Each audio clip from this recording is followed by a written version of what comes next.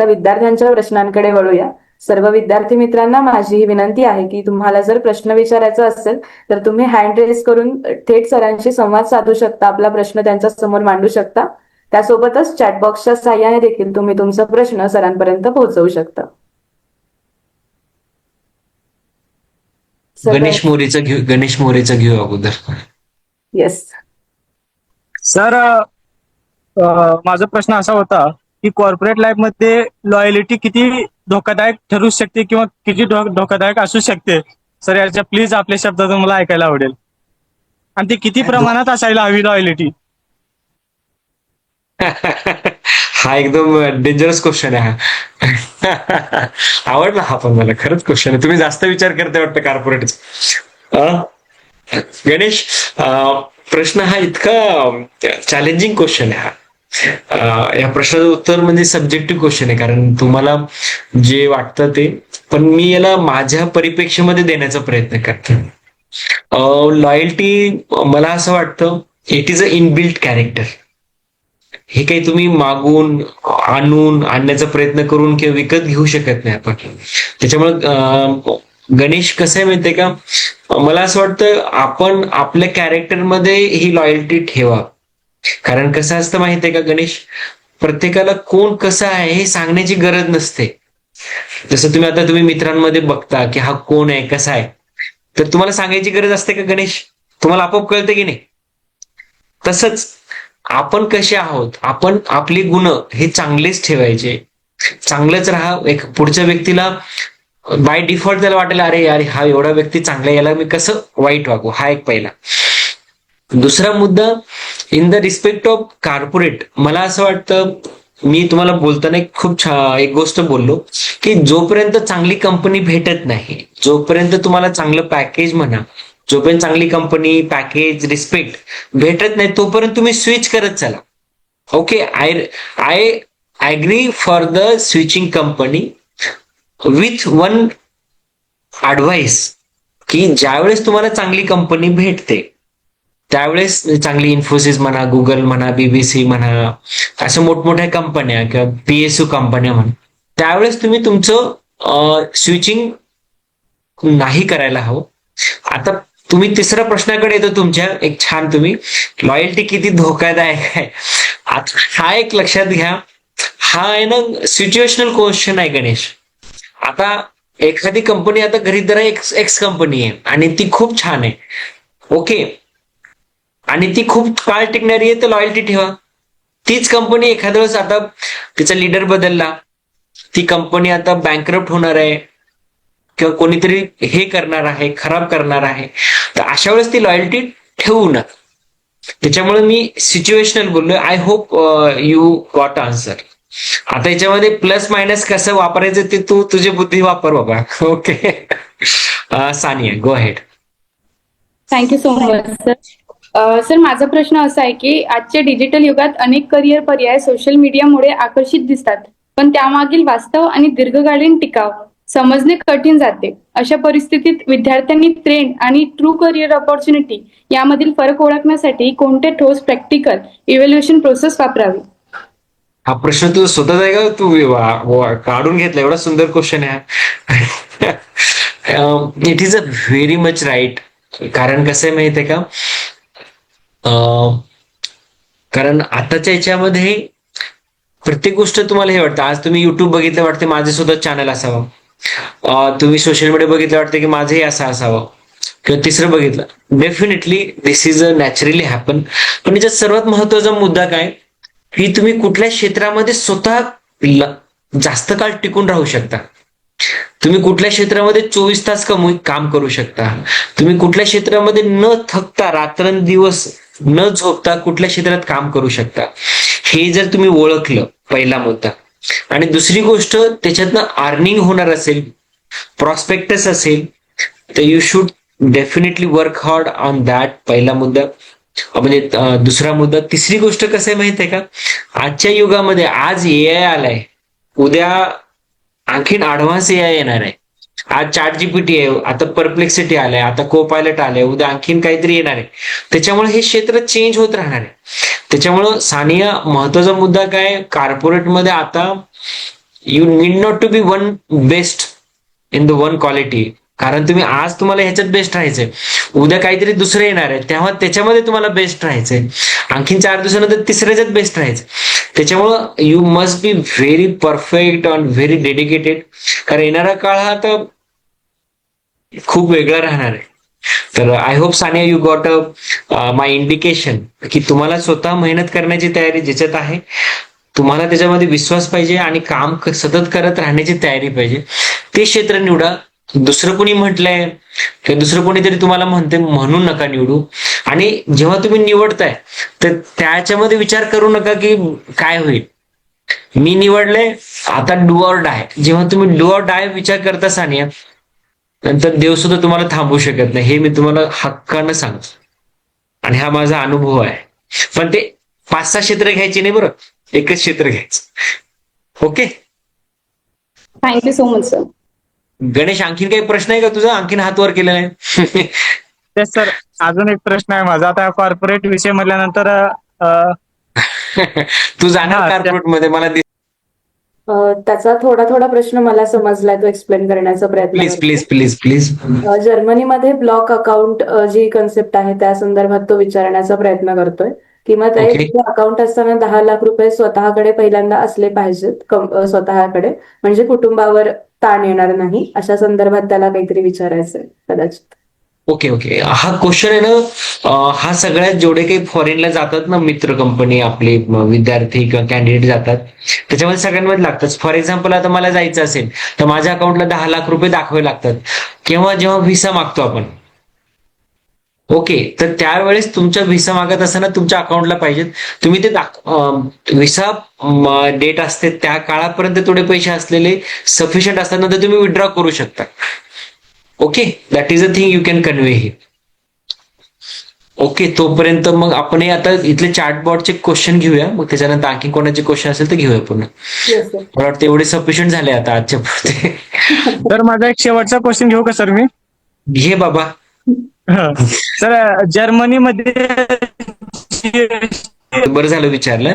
मी याच्यामध्ये कसं असतं बघ गणेश, तुम्ही जेव्हा व्हिसा करता किंवा जाता त्यावेळेस तुमच्या अकाउंटला 10 लाख दिसायला पाहिजे. ओके, नंतर तुम्ही कोणाचे दुसरे जे असतील ते विड्रॉ करू शकतो. असं नाही की ते पैसे तुम्हाला लागणारच आहेत. तुम्हाला फक्त व्हिसा आणि एंट्री करताना तुमच्या अकाउंटला पैसे दिसले पाहिजे की बाबा तिकडे जाऊन आपल्याला काही वाईट कामं करायची गरज पडू नये म्हणून. समजलं का? ओके.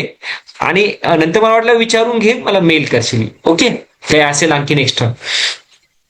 ओके.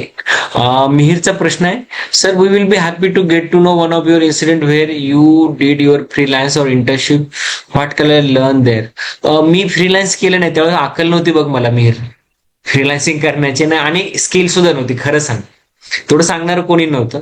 इंटर्नशिप केली होती, मेडिकलची इंटर्नशिप असताना मी मेडिकलच्या इंटर्नशिप केल्यात. कारण आमच्याकडे मेडिकल नंतर 1 वर्ष असतं आणि माझी परिस्थिती एवढी चांगली नव्हती, कारण मला मेडिकल नंतर मला पैसे कमवायचे होते. तर मी तुम्हाला एक रिअल कथा सांगतो, म्हणजे जी खरंच छान आहे. म्हणजे मी तुम्हाला का म्हटलं की काही असू द्या, पैसे किती रुपयाला कमवू द्या, काही पगार असू द्या, काम करा.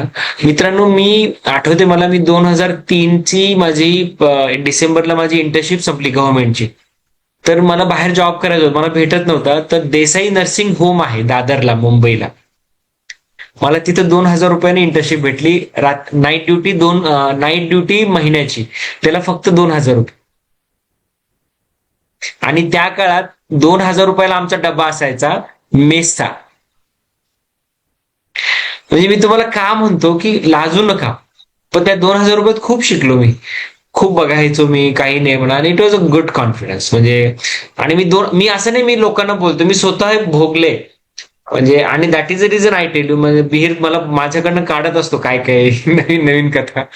Okay, next one request. In the last lecture you mention that you could connect us with someone you know from UN World Bank for guidance. Yes, आपण करूया. याच्यानंतर मी आता टाइम घेतो, एक मला 15 दिवस, महिना लागेल म्हणा.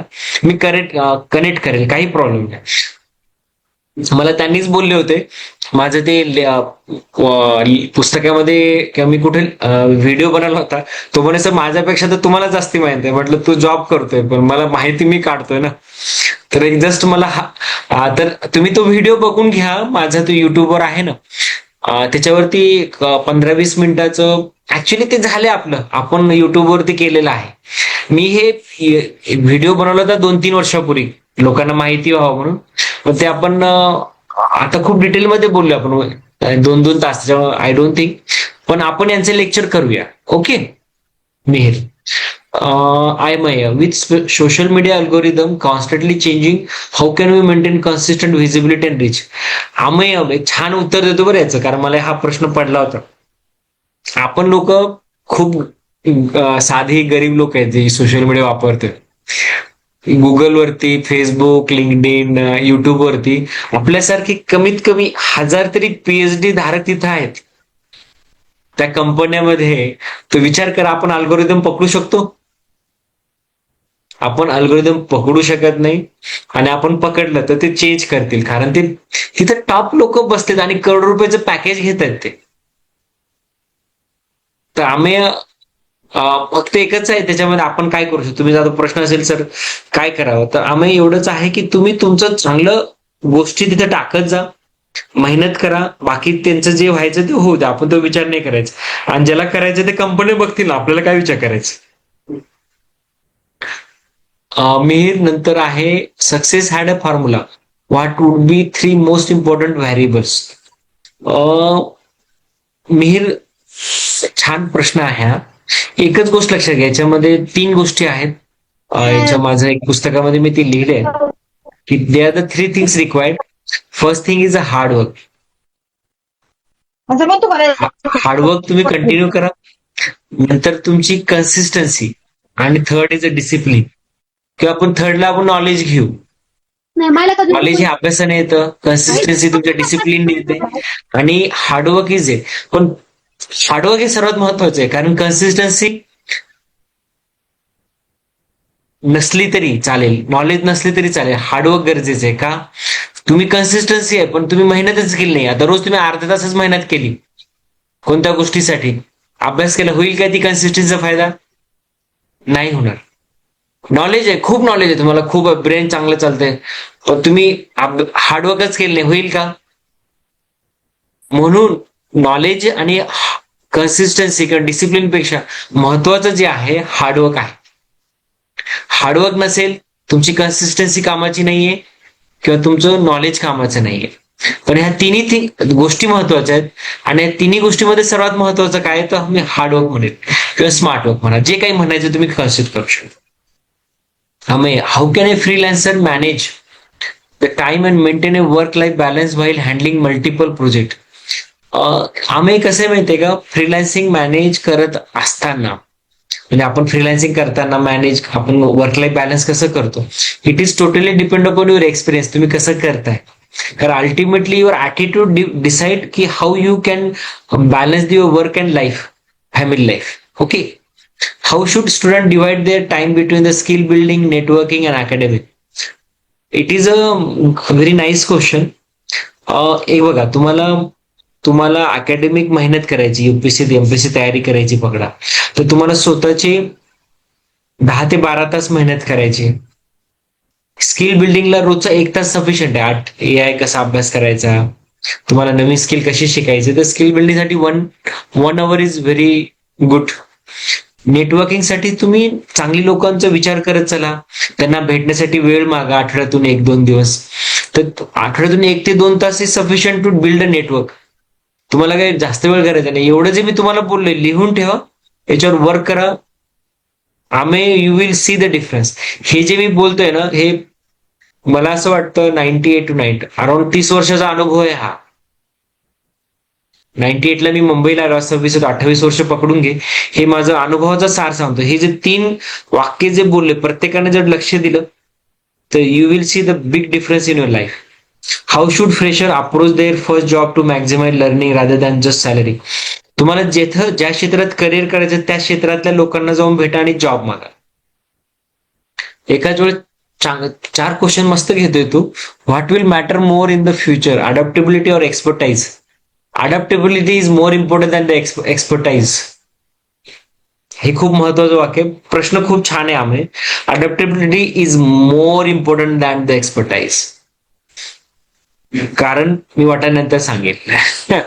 शरयू हनते, what is the right way to handle criticism specially in the public domain? लक्षात द्यायचं नाही, लाज शरम सगळं सोडून द्यायचं. जर तुम्हाला जीवनात पुढे जायचं असेल हे वाक्य लक्षात ठेवा. You cannot make everyone happy. कोणी असं विचार करू नका की लोक तुम्हाला गोड गोड म्हणतील, सुंदर म्हणतील, खूप छान. कोणी म्हणणार नाही, कारण हे लाईफच तसं आहे. त्याच्यामुळे डोंट थिंक अबाउट क्रिटिसिझम. मोठमोठी लोक बघा, किती लोक शिवाय घालत रोज ते टाकतातच. मी नावं घेत नाही, समजून घ्या. How can student stay focus on their goal without getting influence bye? अरे बेशरम बना, काही विचार करू नका. तुम्ही लाज ठेवली, लोकच म्हणा मला लोक काही विचार करू नका. विचार येतो पण त्याला निग्लेक्ट करण्याचा प्रयत्न करा. निर्लज्जम सदा सुखम, माझ्यासारखा व्यक्ती म्हणणं वाईट वाटतं मला, पण हे जीवनामध्ये जर तुम्ही जर आपल्यामध्ये आणलं नाही तर जीवनात तुम्ही दुःखीच राहाल आणि प्रगती खूप लांबची आहे. मी जे हे तुम्हाला बोलतोय शर्वीच्या प्रश्नावरती, आय गॅरंटी की 10 वर्षानंतर तुम्ही हेच म्हणाल, provided you are successful.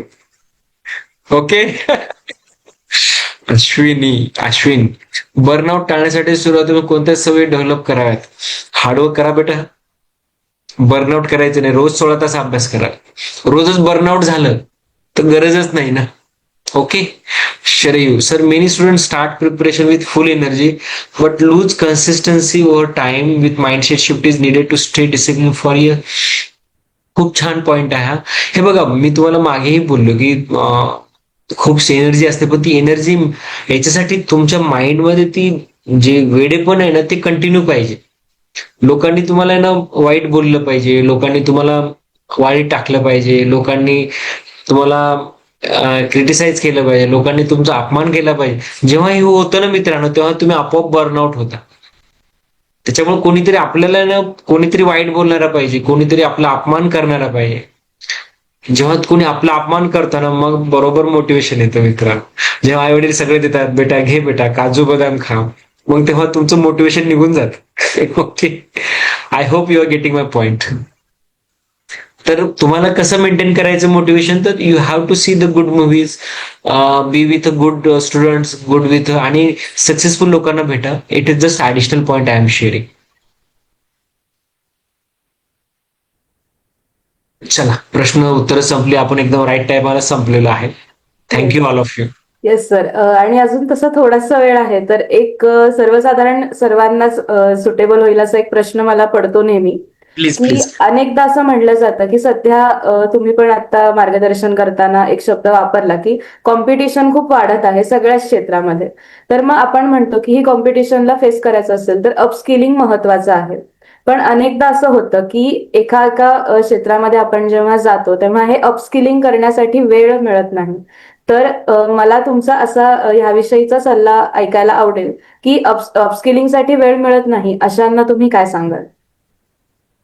Oh, it's a very good thing. मला सुद्धा ना अपस्किलिंग करायचं असतं, पण मी आहे ना मला वेळ भेटतो पण तो वेळ काढता येत नाही. मला वेळ आहे कारण मला अपस्किल करायला मला 1 घंटा म्हणजे मला काही असं 2 घंटे 4 घंटे लागत नाही. मला 15 ते 20 मिनिटं किंवा 30 मिनिट इज सफिशियंट, पण ते 30 मिनिट नाही काढणं होत.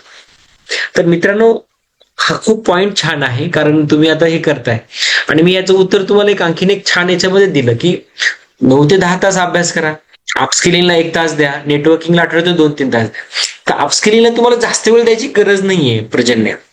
तुम्हाला आता फॉर एक्झाम्पल तुम्हाला सर का असं बोलताय तर मी सांगतो. आता तुम्हाला एआय शिकायचं. आता एआयचे 25-30 मॉडेल आहेत. तुम्ही रोज 30 मिनिटाचं मॉडेल असतं, ते 30 मिनिटं मॉडेल शिकलात आणि त्याला रोज यूज केलं, झालं अपस्किलिंग. एका महिन्यामध्ये एआय झालं. मग दुसऱ्या महिन्यामध्ये मशीन लर्निंग करा. तिसऱ्या महिन्यामध्ये सोशल मीडियाचं तुम्हाला जे आवडतं क्षेत्राचं तुम्ही रोज अर्धा तास बघा, तुमचं स्किलिंग होतंय. फरक काय पडतो?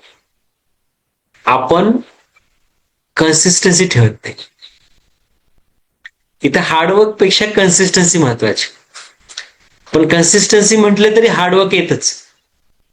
आता फॉर एक्झाम्पल मी काल आणि आज मी पुस्तक लिहित होतो ऍडमिनिस्ट्रेटिव्ह रिफॉर्मवरती. मी लिहिले आणि ह्या याच्यामध्ये मी एक ठरवलं होतं की एक पुस्तक मी मागे लिहिलं, how to choose happy life. मी रोज 2 पेज लिहिले. मग मला कधी ते झालं मध्ये, पण मी एक हार्ड प्लॅन केला की मला रोज 2 पेजेस लिहायचेत. कधी 1 पेज, मग कधी 3 पेज. ती ही कन्सिस्टन्सी असते, कारण मला ते गोल आहे. तर मित्रांनो, तुम्हाला जर अपस्किलिंग करायचं तर 30 मिनिट झोपताना, खाताना किंवा असं बसतो आपण, तर मला ह्या मॉर्निंगला किंवा संध्याकाळी मला झोप येते त्यामुळे मी 30 मिनिट एक व्हिडिओ बघणारच. हे तुम्ही जर एकदा ठरवलं तर तुमचं अपस्किलिंगचा प्रॉब्लेम येत नाही. आणि एक लक्षात घ्या, it is not anything big, it is a just mentality. जसं आता गणेश मोरे काय म्हटला की मला जर्मनी, त्याच्या डोक्यात ते घुसला, आता मला जर्मनी. मी म्हटलं तू नक्की जाणार. नंतर आपला मिहीर म्हणतो मला वर्ल्ड बँक, तू नक्की जाणार. नंतर आता शरयूने प्रश्न विचारला किंवा एखादा प्रश्न विचारला याचा, मला वाटतं आमेने विचारला. ते हे छान क्वेश्चन आहे. याच्यावरनं तुमच्या मनात काय घनघन चालली हे कळतंय. जसं तुम्ही आता म्हणताय तुमच्या मनात, तर प्रजन्य महत्वाचा मुद्दा आहे. तुम्हाला ते 15-20 मिनिटं काढायचे आणि त्याला बरं काढायचं नाहीये, त्याला नुसतं हे नाही, त्याला अप्लाय करायचंय आणि त्याला यूज करायचं. कारण तुम्ही यूज जर केलं नाही तर त्याचा उपयोग 0 होतो. Yes, it is my personal experience I am sharing. Yes sir. तुमच्या या पर्सनल एक्सपिरियन्स मधूनच आम्हाला अनेक आमचे मार्ग सापडत आहेत. त्यामुळे खरंच आम्ही सर्व विद्यार्थी तुमचे खूप खूप आभारी आहोत. आणि आपण आता या संवाद शृंखलेच्या शेवटाकडे वळत असताना मनात 2-3 भावनांचा कल्लोळ आहे की आपण सातत्याने खरोखर 52 आठवड्यांची संवाद शृंखला ही अखंडितपणे चालू ठेवली आणि आता ती संपत आहे. तर ती संपतीये म्हणून थोडंसं दुःख पण आहे आणि तो एक प्रोजेक्ट आपला कम्प्लीट होतोय, तर त्याचा आनंदही आहे. आणि असंच तुमचं जे मार्गदर्शन आहे ते आम्हाला मिळत राहू. आम्हाला तुमचा मेल आयडी मिळालेलाच आहे, सो सगळे विद्यार्थी तुम्हाला प्रश्न विचारतच राहतील. आणि तुम्ही जसं आता काही विद्यार्थ्यांचं उदाहरण दिलं, तर तसेच आपले करिअर कट्ट्याचे हे जे सगळे विद्यार्थी आहेत, तर तुमच्या या सर्व मार्गदर्शनातून त्यांना नक्कीच त्यांच्या त्यांच्या करिअरचा जो मार्ग आहे तो निवडण्याची जी वाट आहे ती क्लिअर झाली असेल, त्या वाटेवर प्रकाश पडला असेल. कारण अंधारात असताना आपली ही संवाद शृंखला सुरू झाली आणि हळूहळू होत आपला तो जो करिअरचा मार्ग आहे तो पूर्णपणे आता प्रकाशाने उजळलेला आहे. आणि निश्चितच पुढच्या काही वर्षांमध्ये हे विद्यार्थी आपलं करिअर उत्तमपणे घडवतील. आणि एक मार्गदर्शक म्हणून तुमच्याकडे पाहत असताना मला तुम्हाला उपमा देत असताना आम्ही जे सर्व विद्यार्थी आहोत आज ऑनलाईन झूमच्या माध्यमातून असेल किंवा युट्यूबच्या माध्यमातून तुमच्याकडनं मार्गदर्शन घेत आहोत, तुमच्याकडनं गायडन्स घेत आहोत. तर हे साधारण एकलव्यासारखं मला वाटतंय की तुम्ही द्रोणाचार्य आहात आणि आम्ही सर्व तुमचे एकलव्य आहोत. आणि निश्चितच आम्ही आमच्या स्किल्समध्ये कधीच कमी नाही पडणार, ही आशा इथे मला व्यक्त करावीशी वाटते. आणि आमच्या करिअरच्या बाबतीत जे काही निर्णय असतील ते ह्या मार्गदर्शनाचा विचार करून घेतला गेल्याने आमचं करिअर नक्कीच चांगलं घडेल अशी आशा व्यक्त करते. आणि आपल्या याच्या 51व्या भागाच्या शेवटाकडे वळत असताना तुमचे पुन्हा एकदा सर्व विद्यार्थ्यांच्या तर्फे खूप खूप मनापासून आभार मानते. आणि ही संवाद शृंखला पुढे देखील अशीच चालू राहो आणि आम्हाला तुमचं मार्गदर्शन मिळत राहो ही सर्व विद्यार्थ्यांच्या मनातील इच्छा जी आहे, तर ती जाणून फक्त एक इथे विनंती करू इच्छिते की आम्हाला पुन्हा पुन्हा तुमचे असेच गेस्ट लेक्चर ऐकायला मिळत राहोत तुमच्या वेळेनुसार. आणि आपण ह्या आपल्या संवाद शृंखलेच्या पुढच्या 52व्या भागासाठी आपली जी उत्सुकता आहे ती राखून ठेवूया. आणि आजच्या या 51व्या भागाला स्वल्पविराम देऊन 52व्या आठवड्यातल्या भागाकडे आपण वळूया अशी मी सर्वांसमोर एक आपली जी वाट आहे ती घोषित करते. आणि आजच्या या सत्राला आपण इथेच समारोप करूया. आणि सर्व विद्यार्थी मित्रांनो, आपला जो पुढचा 51वा भाग असेल त्याच्याविषयीची जी नोटिफिकेशन आहे ती तुम्हाला लवकरच मिळणार आहे.